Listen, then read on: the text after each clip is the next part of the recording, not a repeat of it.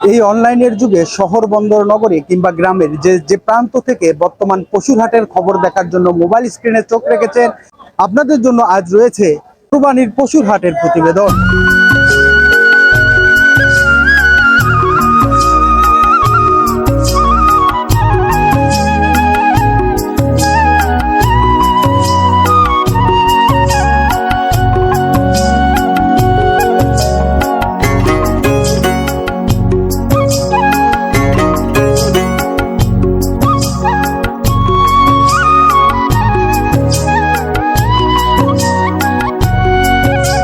আমি এই মুহূর্তে দাঁড়িয়ে রয়েছি রংপুর বিভাগের গাইবান্ধা জেলার সুন্দরগঞ্জ থানার বেলকা ইউনিয়নে, যে ইউনিয়নটিতে শত বছর ধরে কোরবানির পশুর হাট বসে থাকে। এই কোরবানির পশুর হাটকে কেন্দ্র করে এখানে জমজমাট হয়ে উঠেছে এখানকার অর্থনৈতিক ব্যবস্থা। এই কোরবানির পশুর হাটে এখানকার আশেপাশের যে খামারিগুলো রয়েছে অত্যন্ত যত্ন সহকারে যে পশুগুলো পালন করে থাকে, সেই পশুগুলো নিয়েই কিন্তু এই বেলকার হাটের পশু বিক্রয়ের হাট বসেছে।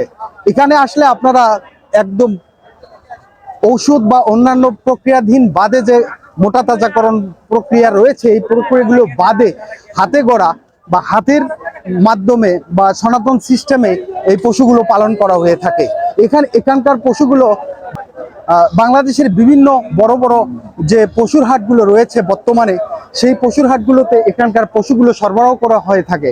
দাম কষাকষির মধ্য দিয়ে এখানে পশু সংগ্রহ করা হচ্ছে।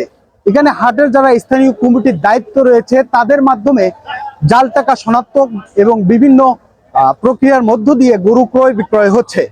এখানকার আশেপাশের তথ্য অনুযায়ী আমরা জানতে পেরেছি যে 60,000 কিংবা 1 লক্ষ অথবা 2.5 লাখ টাকারও গরু এই হাটে বর্তমানে রয়েছে। বড় ভাই, আপনি কোথা থেকে আসছেন? আমরা কুপতলা থেকে আসছি ভাই। কুপতলা থেকে আসছেন গরু বিক্রি করার জন্য? বিক্রি করার জন্য, হ্যাঁ। দাম কত বলতে থাকে? দাম চাইছি হলো 75,000, দাম বলতেছে 58, 60, 62। আমাদের বেচার মাপ হচ্ছে 65, 66 এরকম হলে আমরা ছাড়ি দেবো। আমি এই মুহূর্তে বেলকার যে পশুর হাটের স্থানে দাঁড়িয়ে রয়েছি। এখানে বেশ কিন্তু বড় বড় সাইজের গরু আপনারা লক্ষ্য করতে পারতেছেন। এই গরুগুলো কিন্তু 4 দাঁত বৈশিষ্ট্য গরু এবং এখানকার আপনি অল্প টাকায়, অর্থাৎ বর্তমান বাজারের দাম অনুযায়ী এই গরুগুলোর দাম নির্ধারণ করা হয়েছে 1,30,000 থেকে 1,50,000 টাকা। আপনি কিন্তু 1,30,000 অথবা 1,50,000 টাকার মধ্যে আপনি অনেক বড় বড় গরু দেখতে পারবেন। ওই গরুগুলো কিন্তু আপনি সংগ্রহ করতে পারবেন। আমি আছি সিচা চৌরাস্তা থেকে ঢাকা, এখান থেকে গরু কিনে ঢাকাত নিয়ে যাব। আচ্ছা, তো আপনি কি আশেপাশে গরু দেখেছেন? গরু গরু দেখছি, গরু কিছু মানে দাঁতিল গরুর দাম একটু বেশি, যেটা দাঁতে নেই এটার দাম একটু কম। আপনি এই গরুগুলো কেনার পর, এখান থেকে গরু সংগ্রহ করার পর এই গরুগুলো আপনি কোথায় নিয়ে যাবেন? কোন হাটে নিয়ে যাবেন? এখান থেকে কেনার পর আমি ঢাকা শাহজাহানপুরে গরুগুলো নিয়ে যাব। এখন যেটা বুঝতেছি, এখন পর্যন্ত এখানে যেটা গ্রামে গরু কিনছি, কেনার পর যেগুলো মানে দেখা যাচ্ছে ঢাকাতে মানে কুরবানি যেগুলো গতবারের মতনই হয়, তাতে বাজার মোটামুটি এই জায়গার যে বাজারে একটু কম আছে, ঢাকায় গেলে হয়তো আশা করি কিছু দামে বেশি হবে। এখন এই মুহূর্তে আমরা দাঁড়িয়ে রয়েছি ছাগলহাটিতে। এখানে কিন্তু আপনি আপনার সাধ্য অনুযায়ী বা আপনার চাহিদা অনুযায়ী কিন্তু আপনি ছাগল বা খাসি ক্রয় করতে পারবেন। এখানে কিন্তু গরুর যে চাহিদা রয়েছে ঠিক তেমনটাই চাহিদা কিন্তু খাসিরও রয়েছে বর্তমান বাজারে। বিভিন্ন রং বেরঙের খাসি কিংবা রং বেরঙের গরু কিন্তু এই হাটে লক্ষ্য করা যাচ্ছে। ক্রেতার সংখ্যা যদিও কম, কিন্তু বর্তমানে বাংলাদেশে উৎপাদিত যে ছাগলগুলো রয়েছে তাতে সেই ছাগলগুলো কিন্তু এই হাটে শোভা পাচ্ছে। এখানে কিন্তু বেশ কিছু ছাগল বাঁধা রয়েছে। এই ছাগলগুলো কিন্তু বিক্রয়ের কথা প্রায় মোটামুটি শেষ হয়ে গেছে। দাম কষাকষির মধ্য দিয়ে এই হাট কমিটির মাধ্যমে এখানে কিন্তু রিসিভ সংগ্রহ করা হয়। আমরা হাটে দীর্ঘদিন যাবৎ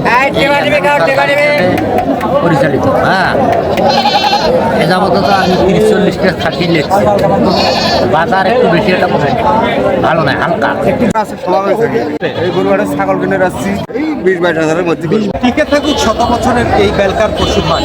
আপনি খাস নিয়াত করে পশু কোরবানির উদ্দেশ্যে আল্লাহকে রাজি খুশি করার যে নিয়াত করেছেন, সেই নিয়াতটি আল্লাহর দরবারে পৌঁছুক এবং পশুর হাটের খবরাখবর জানতে সঙ্গে থাকার প্রত্যাশা ব্যক্ত করে আমি মোহাম্মদ সাদ্দাম হোসেন আপনাদের মাঝ থেকে বিদায় নিচ্ছি। খোদা হাফেজ, ভালো থাকবেন।